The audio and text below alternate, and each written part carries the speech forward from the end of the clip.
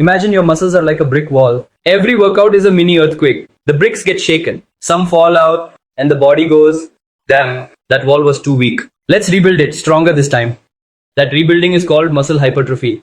But contrary to what you see on Instagram, it's not just about lifting heavy or doing endless bicep curls. Real growth is biology. It's chemistry. It's demand and response. Muscle growth lifting weights. It surviving stress. Muscle doesn't grow during the workout. It grows after, when the body adapts to the stress you just exposed it to.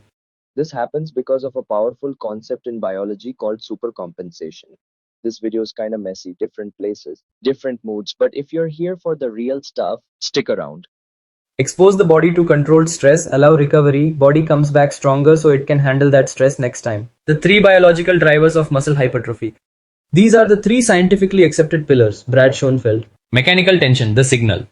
This is the pull or stretch under load that muscles experience when lifting heavy with control. But it's not just lifting, it's the stretch under load that matters. Example. Try an incline dumbbell press, where you allow the dumbbells to sink deep into the chest, stretching the pecs under full control. That deep stretch sends a signal to your muscle. We are in danger. Reinforce this tissue before it tears. Scientific process. Mechanical tension activates integrin receptors on the muscle membrane. These receptors send a message to the nucleus.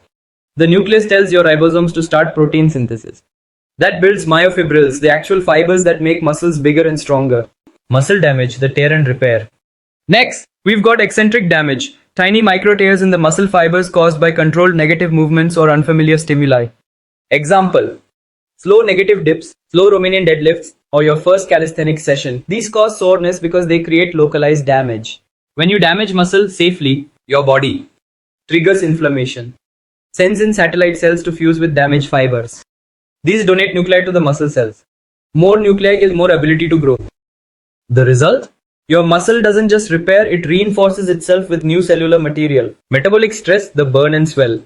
This is the famous pump, but it's more than just aesthetic. It's a real trigger for hypertrophy. How it works. High reps, short rest, or occlusion training cause lactic acid accumulation. This leads to cellular swelling, aka the pump. Swelling creates osmotic pressure inside the cell. That pressure tells the muscle, we're getting flooded, reinforce this area. This also stimulates the release of growth hormone GR. IGF on insulin-like growth factor. PGF for blood vessel formation. Metabolic stress is a low-weight, high-intensity hack to stimulate growth without heavy damage. The mTOR switch, the master key to growth. All 3 pathways, tension, damage, stress converge on mTOR, mammalian target of rapamycin. Think of mTOR as the anabolic switch that tells your body, okay, we've had enough stress, start growing. When activated, mTOR boosts protein synthesis, building muscle fibers, nutrient absorption, mitochondrial biogenesis, energy powerhouses. The harder you hit the 3 hypertrophy triggers, the louder the body hears the command, build more muscle. YDD is designed to maximize all 3 drivers. Most programs hit 1 or 2 of these. DDD is engineered to hit all 3 in every phase, across 21 days. Example breakdown. Mechanical tension, deep stretch with weighted calisthenics. Muscle damage, controlled eccentrics and novel movements.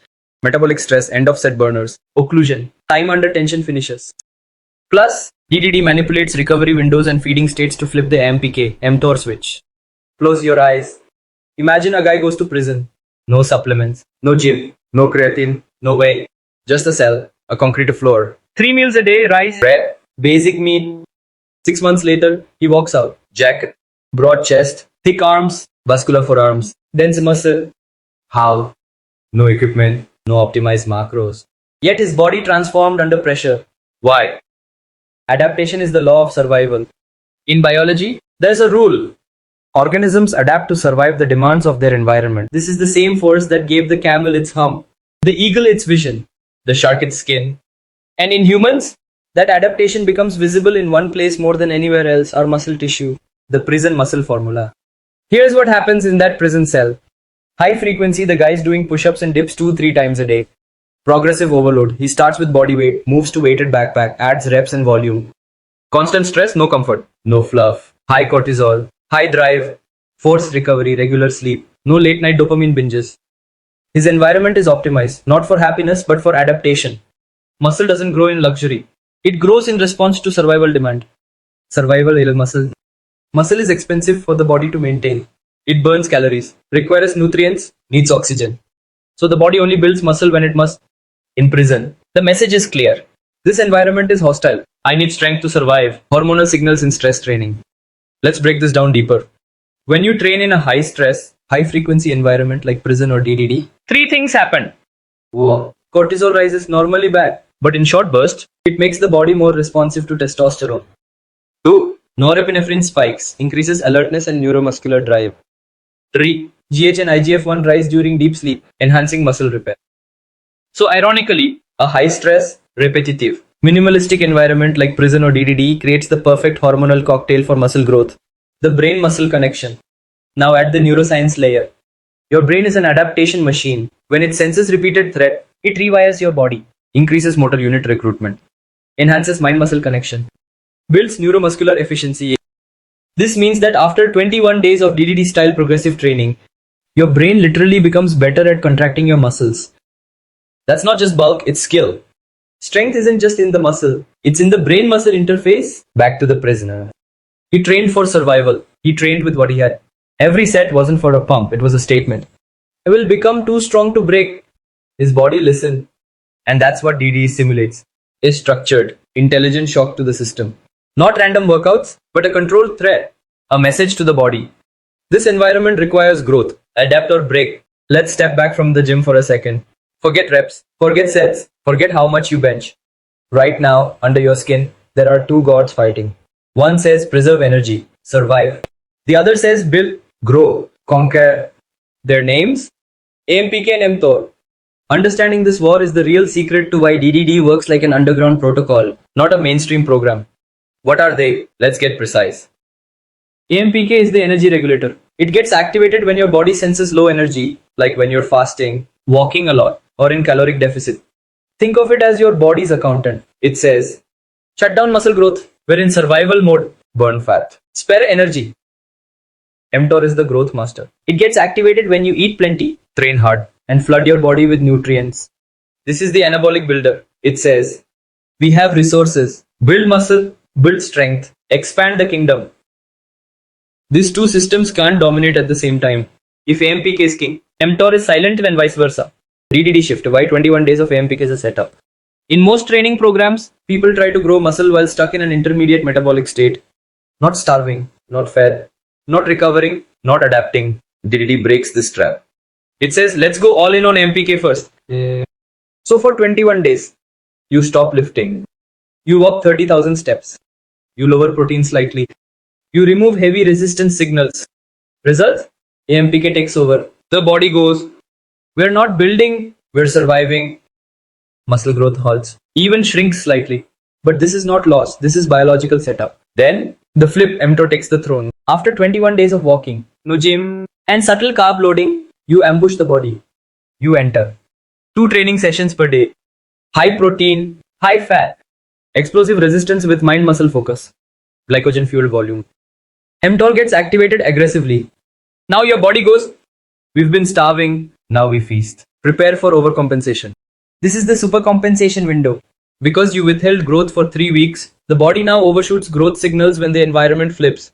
This is why people report sudden strength, vascularity, and fullness in week 4. It's not magic, it's metabolic control. Scientific references.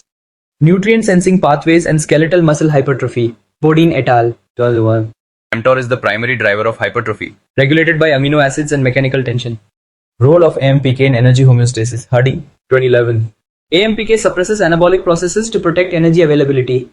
Fasted training promotes AMPK signaling and mitochondrial adaptation. Burke et al. 2010. You're not training hard in DDD. You're controlling the energy sensors of the human organism to trick it into upgrading itself. Why this matters to you?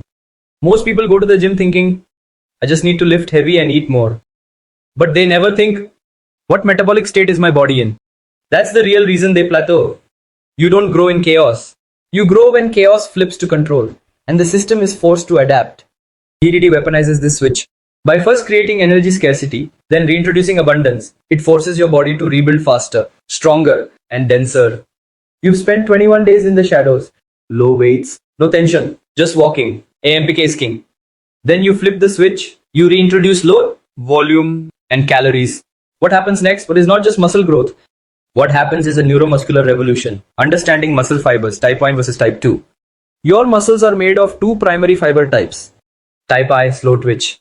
Endurance fibers. Think marathon runners, walking, posture muscles, fatigue resistance, but low power. Type 2, fast twitch. Power fibers. Think sprinters, weightlifters, explosive athletes. They grow bigger, contract faster, and fatigue quickly. Most people barely use their fast twitch fibers in daily life. They walk, sit, jog, do cardio-based training. In 21 days of DDD phase 1, you downregulate fast twitch activity. You become endurance dominant, slow, efficient, flat. But this is on purpose. Because when you suddenly reintroduce resistance, your nervous system panics.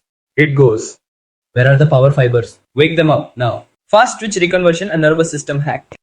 Here is the secret. Muscle fibers aren't fixed. They're adaptable. They can shift roles. Under low load conditions, some fast twitch fibers go to sleep. They convert to slow twitch function for efficiency.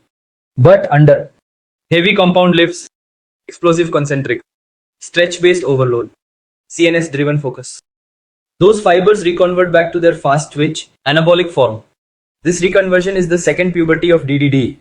You're not just building new muscle, you're reactivating muscle that went offline years ago. Neurological reboot, why you suddenly feel stronger. Within the first 5 days of the DDD phase 2, the anabolic flip, people often say, my mind-muscle connection is insane. I am lifting heavier than ever. I'm sore in places I forgot existed. That's because your CNS, central nervous system, has entered neuroplastic adaptation. What this means? Your motor units fire faster. Recruitment becomes efficient. Muscle memory kicks in. Just like how someone can train after a 3-year break and regain their old body in 30 days, you're leveraging their muscle memory effect, except in weeks, not years. Science behind it. Skeletal muscle fiber type transitions, functional and metabolic consequences. Testosterone, 2000. Fiber types are plastic. They shift in response to training load and neural drive. Muscle memory, satellite cells and nuclei retention. Brusgard et al. 2010. Once you build muscle, the cellular machinery remains, allowing faster reactivation. Huberman Lab insights on neural adaptation. The nervous system learns fastest when stimulus shifts from passive to aggressive environments. Your brain literally rewires your muscle map under the DDD switch. The visual metaphor. Imagine your body is a high-performance military squad. In phase 1, the fast twitch units are in hibernation. Phase 2 hits like a red alert. The commander shouts, mobilize the heavy units, reactivate all elite squads. We're under attack. This neural panic, if you feed it with fuel, training, and sleep, becomes the ultimate hypertrophy signal. Frequency illa identity shift. In DDD, you're training twice a day in phase 2. This isn't just for more volume. It's to forge a new identity through repetition. You're not doing a new workout. You're becoming a new organism. Each session says, this is who I am now. I'm not the old version. I'm building a war machine. You've shifted gears from AMPK catabolism to mTOR-driven anabolism. From slow, survival-based function to raw, primal, growth. Now your body calls upon a new weapon, hormones. But this isn't about testosterone injections or unnatural shortcuts. This is about what your own biology is capable of when pressured correctly. Let's break this down. The 3 growth lords, testosterone, IGF-1, and growth hormone. 1. Testosterone, the master anabolic hormone, increases protein synthesis, boosts neuromuscular signaling, enhances motivation, drive, aggression, lowers recovery time. What triggers it naturally? Compound lifts, squats, deadlifts, deeps, short bursts of high intensity, adequate cholesterol and fat intake, deep sleep, especially in the early part of the night, caloric surplus plus sex-based visual triggers. Yes, even thought-based arousal can stimulate release. IGF-1, insulin-like growth factor 1, produced in the liver in response to growth hormone, facilitates satellite cell activation, the stem cells of muscle tissue, works synergistically with mTOR to drive hypertrophy. When does it spike? After mechanical tension and muscle damage, with amino acid availability, during REM sleep, post-resistance training in a fed state. 3. Growth hormone GI, enhances fat mobilization for fuel, supports collagen formation, amplifies IGF-1 production, increases during deep sleep and fasted states. GH peaks at night and again during intense training, especially when fasted or when blood glucose is low, which is precisely how phase 1 of DDD begins. How DDD maximizes this endocrine stack? In phase 1, you suppress insulin, carbs, and even training volume. You create a hormonal vacuum. Cortisol slightly rises, GH surges in the absence of food, and AMPK dominates. In phase 2, you flood your body with nutrients, resistance, and stimulus. Testosterone spikes due to CNS demand. IGF-1 ramps up via GH and liver signaling. You flip the hormonal script so aggressively that it creates a compensatory anabolic rebound. This is what scientists call rebound supercompensation. You didn't just build muscle. You made your body panic, then gave it the tools to overcorrect. What about cortisol? Isn't that bad? Cortisol, the stress hormone, isn't the enemy. It's the signal to adapt or die. In phase 1, it rises to preserve energy. In phase 2, it's outcompeted by testosterone and GH, a hormonal dominance game. When testosterone is higher than cortisol, you're in a muscle building zone. When cortisol stays high, you're burning out. That's why sleep, salt, and nutrient timing are mission critical. Scientific citations and insights. Wingren et al. 2010. Acute resistance training increases serum testosterone and GH in trained males. Spearing et al. 2008. Short-term fasting boosts GH secretion and improves receptor sensitivity. Brett Schoenfeld, physicists, hormonal spikes play a supporting role, but mechanical tension and volume remain the core drivers. Andrew Huberman, PUV3. Visual cues, social dominance behavior, and intense resistance training create a loop that elevates testosterone through behavioral neuroendocrinology. Application in DDD. Lift heavy, with intent and emotion. Screaming helps, so does music, so does pain. Feed aggressively post-training. High protein, high fat, clean carbs, think steak, rice, eggs, ghee. Sleep like it's your job. Because GH and testosterone surge during deep sleep windows, especially before 2 a.m. Reintroduce competition and sexuality. Even social exposure, dominance cues, and flirtation elevate testosterone naturally. This isn't biohacking. This is biology. You're not taking shortcuts.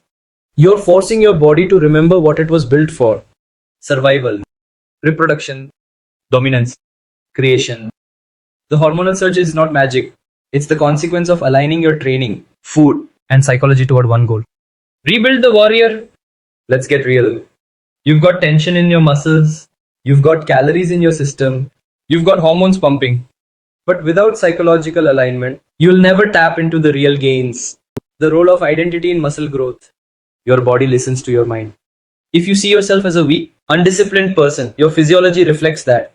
But if you install the identity of someone who builds, endures, and dominates, your brain rewires everything downstream. Behavior, hunger, training consistency, hormonal rhythm, even how much pain you can tolerate. You become your rituals, and your rituals become your reality. In DDD, the ritual is suffer intentionally, eat deliberately, sleep religiously, and train brutally. That becomes who you are. Dopamine and discipline, the neurochemistry of willpower. Modern life has hijacked your dopamine system. TikTok, Reels, porn, constant eating, shallow workouts, they flood your brain with dopamine without earning it.